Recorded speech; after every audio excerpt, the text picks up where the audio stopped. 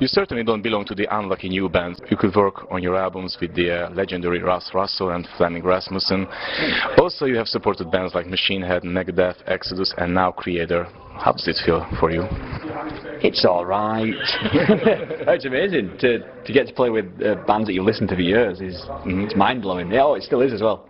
Even now, it's just mind-blowing. It is. It's just like, you know, these are bands that we come and see anyway, so it's like getting a free ticket for lots of gigs, and we get to play with them, so it's cool. Sounds very Yorkshire. It's free, cheap. The new album Skull is coming out very soon. On the internet, a song called Underworld is already available. Does it reflect the sound and the style of the whole album? Yes and no. I don't know, does it? Every song's quite different. We always try and make an effort to make each song have its own character, so you don't feel like you're listening to an album of the same track 10 times. We try and make each song of its own flavour and drop my flexion. And I wouldn't say it is, no. I think each song's different. There's a lot more fast stuff with this album than on previous albums. It's more fast stuff, but there's also more different things as well that you might not expect, and it's interesting. It's definitely the thrashiest one we've done since Grave, definitely. Yeah, it's a lot more like End of the Grave in feel. Yeah. And what are the lyrics are about? Where did you get the inspiration for the lyrics now? For all of them, or just Underworld? Underworld's named after the venue in London. Okay. Because I love it. It's awesome. So I thought I'd name a song after it. I don't want to give too much away because I like people to think about it themselves and to read them and just go, and see what it means to them before somebody tells them what it's about. But there's a kind of a main theme running throughout it about things that are hidden, like hidden thoughts or feelings or truths or motivations. It's something like all things below the surface. It's mostly about something being hidden away, which I guess it kind of feels like us. It kind of feels a bit like Evile sometimes. I feel like we're a bit, we get a fair bit of exposure, but at the same time we feel like we're still kind of just a bit underground and a bit hidden away sometimes. That's what it feels like. I don't know. Yeah, and me as well, because I'm a social idiot. Your country is the birthplace of heavy metal. In the 70s and the 80s, traditional heavy metal was coming up in the UK. In the 90s, mostly the gothic and dark scene was stronger. Except you and a few more new bands nowadays, it seems we can't really talk about any kind of new wave of British metal. How do you see that? It's a strange one because, like, especially the kind of music that we're playing now, a lot of people just go, oh, it's like the American San Francisco thrash thing, you know, why are British guys doing it? But the San Francisco thrash thing came straight out of Iron Maiden, Motorhead, you know, which were British bands, you know, and we as a band, we actually do all listen to older music as well, you know, so it's like, it's hard to think of it as a scene, it's just influence, you know, you can't put yourself next to another band from Huddersfield just because they're from Huddersfield. They might play completely different kind of music or wherever they're from. So it feels really strange being part of a scene if there's lots of things going on at the same time, you know, it's a strange one. It is strange. But again, the old bands, like you said, the 70s and 80s stuff is just the best in it. It is. It's brilliant. Because when I used to live in England, you know, I saw something like it was more dominated by the Kerrang magazine and, you know, other magazines like that.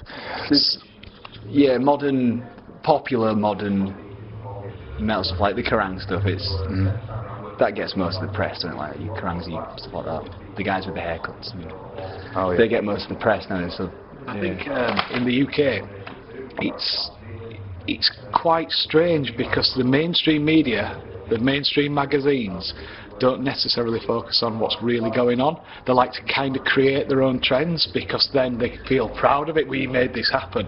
But you can go to like some real metal gigs which won't get a review, it won't get mentioned, you know, and there'll be people there, you know, and that's always been the case with the UK. Like we were talking earlier about, like when we were in America, they play metal on the radio. They play metal on the radio in Europe. You never hear it on mainstream radio in the UK, but that doesn't mean it doesn't exist. It really exists, but fuck it, let people ignore it, let people pretend it's not there, but it actually is, and it's doing really well. And what is the strongest area for the band? Which part of Europe or anywhere in the world? Still England. UK. Yeah, all of the UK is is the best for us. It's where we've played the most. We haven't had. We've been to the places like Europe and we did America for a bit, but we haven't been to these places enough, as much as we have the UK. So the UK is still the strongest place for us. Yeah. But what changed that? Yeah. Around the millennium, more thrash and neo-thrash bands appeared on the scene, like The Haunted, The Dew-Scented, etc. However, the big explosion have never happened. So do you think this genre can get more popular in the future? Do you see any new promising bands out there? See, I like The Haunted. I thought The Haunted were a good band. The Haunted Made Me Do It was a great album. And what's the other one? The bloody... Unseen. Unseen. No. What was it? It was one of the later ones. It was really good, and I can't remember what it was called. Versus? No, not that one. The other one. Wonder? One Kill Wonder. One Kill Wonder? Yes, One Kill Wonder, that's the one. That's the one. That was a great album. I love that. I don't know. You see, Dew-Scented were quite good because they were quite thrashy, weren't they? I quite like Dew-Scented, but I don't know.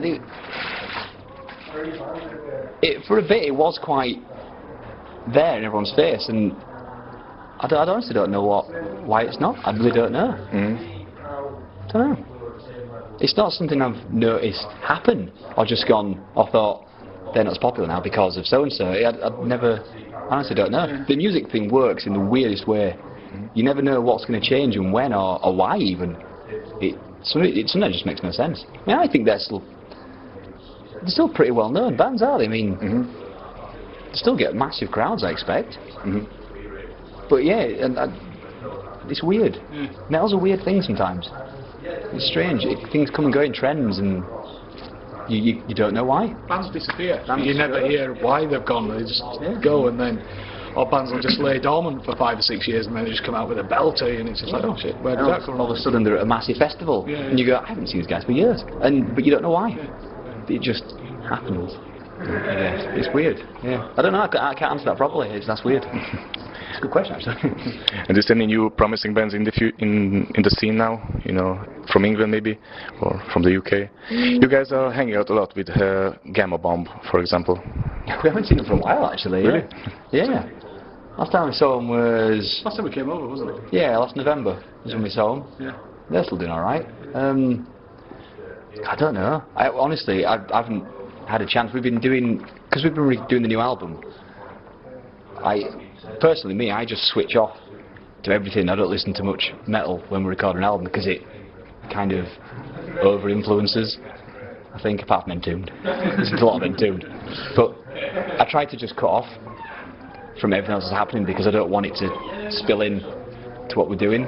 So I kind of miss out on a lot of stuff, because especially now we'll be doing like the new album stuff, we just lost track of everything that's going on at all. We've been quite tunnel visioned with getting a new album done and getting it finished and ready, and so at the moment I honestly couldn't tell you. I don't know. The same. It's just like, you know, it's not. If something comes out, you know, and it grabs my attention, like the last band that did it, not thrash band but Ghost, I was like, oh, these are a really good band, and you know, I got into them. But it takes something extra special for me to notice it now, because I'm so into sort of like, I'm buying music that I missed out on first time around. You know, most recent purchase was like a UFO compilation, you know, and it's just like, just because I never heard them in the first place, you know, so I'm just playing catch up all the time. So when a new band comes along, it's really got to knock me off my socks to make me, you know, to make sit up and pay attention. We answered that so badly. Obviously, you were mainly influenced by the classic thrash metal bands from the 80s. What do you listen nowadays, in general? Anything at all. Just like, I still love my metal, I love classic rock. It just depends what kind of mood I'm in. You know, it's like you can't listen to thrash 24/7, but you can. But you know, it's like there's just different music for different moods. You know, my iPod's just full of just the most random stuff. You know, and it's just sometimes I like to just put it on shuffle and let it surprise me. You know, it's like 'cause you just hear stuff you haven't heard for years or never. You know, it's like Potler in that. You can go from Aerosmith to Mendelssohn, and then from that to Slayer, and then to Creedence Clearwater. I love this. Like, it's just yeah. We mostly, like for myself, I've been listening most of like 70s, 60s, 70s rock stuff, like Beatles, Creedence, and Queen, mostly stuff like that. Yeah, that's mostly what I listen to. Yeah, and then again, Entombed. Also Entombed. Have you had the chance to see the Big Four? I've seen them all individually. Like I've seen, like different shows. First time I went to see Metallica was in '88. Our first soundtrack was in '89. But I've never seen them on the same bill. The festivals. We were away. We were playing somewhere when that was happening. Yeah, we were. Yeah, so we didn't get a chance to see in the UK. Yeah, I've seen them all separately, but never together. That'd be cool, though. Nowadays, it's more common to use baritone, 7-string or 8-string guitars. Have you been experimenting with any of them? Nope. Nope. Mila Petrosa has a signature guitar now. If you had the chance to design your own model, what would it be like? Like the one I've got now. Jackson? Jackson, double Rhodes. That'd be mine. How about you? Black, loud, done. Black and loud. Black and loud. What do you do when you're not busy with the Evile? Do you have a job or hobby? Yep, full-time work. Full-time? Yep. What kind of? I work for the council. Yeah. I work in a bar, serving real ales, working in the cellar, and I've got a daughter, so she's like, it's 50-50, half my time with her, half the time. It's not a disco, I guess. Yeah, and then, drinking beer and playing heavy metal. It's a great life, love it.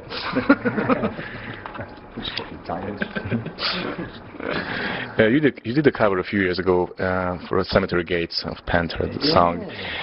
Many of the people were, kind of surprised by your voice. Did you go to any teacher? I did for, I think it was only 4 lessons I think I had when after Infected Nations. It would have been 2009? Yeah, 2009. I think I went just before we'd recorded Infected Nations. I could only afford 4 lessons, so I had them just to learn how to breathe properly. But I'd never learned anything about notes or anything like that. I taught myself after that, using what I'd learned from her, and then just basically just learn myself. Just taught myself, really. And that's where we started to sing more in the songs, and because I thought, I can do that now. I'll actually do it. So instead of just going, meh. How old were you when you started to play music? I think I was like 11 when I first got a bass guitar. I just said to my dad, I want a bass guitar because Steve Harris plays one. And he went, see what Santa brings you, lad? And I got a bass guitar. Oh, there you go. Good old Santa, I must have been good that year. I think I had some classical lessons when I was 8, and I gave up when I was 9. Because the teacher was weird. And I picked up a guitar again when I was maybe 14, 15 I think. My dad taught me a bit, and then I just taught myself after that. It's properly 14 I think when I probably picked it up, yeah. You have played in Hungary only once so far at the Rock Marathon, if you remember that. Yeah. Do you remember the gig? Yes. We had to borrow gear. All our gear got lost in Germany. Yeah. We were on a connecting flight, and it was awesome because the guys who were working the festival just completely went out of the way and got us gear so we could do the gig, and it was really good. I remember really enjoying it and just being like... It was random like Marshall stacks or something in it. You played a Les Paul. I played a black Les Paul. All the dime signature, and I played a Gibson Thunderbird. It was cool. It was great. Really awesome. It was good though. Yeah, I remember that. And the tents, wasn't it? Yeah. And we were in that little cabin around the back. That's right. Yeah, that was really good. And Il Nino were playing. Was it them or was it someone like them? It was a band. It was like a new metal, it was a new metal band playing. I remember that. Yeah. Any chance to see a headliner Evile performance in our country? In Hungary? Yeah, love to come back. Yeah. Absolutely love to. Just if people would go and watch us, we don't know. I remember once, like the previous band played at a venue called the O13, I think. And it's a boat on the Oh yeah. on the river there, and that was really cool. It was a good venue. We should play there. What are your 5 favorite albums of all time? Queen A Night at the Opera. Shit, I can't do 5. There's too many. Iron Maiden Live After Death was one of the first ones I got. Trouble, Manic Frustration. Black Sabbath's debut album, still listen to that all the time. And Among the Living, Anthrax. Mine changes all the time. Queen 2. Wishbone Ash, Argus. Yeah. God damn it. I hate these things. Think, Matthew, think. Probably a new favourite's just come in. Super Unknown, Soundgarden. That's just entered the new top 5. Creedence Clearwater, Green River. Is that 4? That's 5. And I'll do 6 anyway. Beatles, Rubber Soul. Yeah, so that's my top. Do you plan to record a live album recently, nowadays? It'd be cool. It's like, yeah, why not? Yeah, well, when we're good enough. Yeah. Not tonight. Not tonight. First gig of a tour. Yeah. Tonight wouldn't be wise to record. Last 2 questions. What's the meaning of life? Oh Christ. Just getting on with it, be happy. Sorry? Just get on with it. Don't do anything you don't want to do, and just enjoy it as much as possible, because it's short. Exactly, be happy. Yeah. Do you want to say anything to the Hungarian fans? We can't wait to come back, hopefully sooner than later. You know, it's always nice playing anywhere, but good memories of Hungary from last time we did it, so yeah, hopefully we'll be back as soon as possible. Yeah, and hopefully we won't need to borrow gear this time. So. Okay, but if we do, can you lend us it, please? Yeah. That Les Paul was quite nice. I got a few guitars, so brilliant, I guess. Sort of then. Thank you guys for the interview.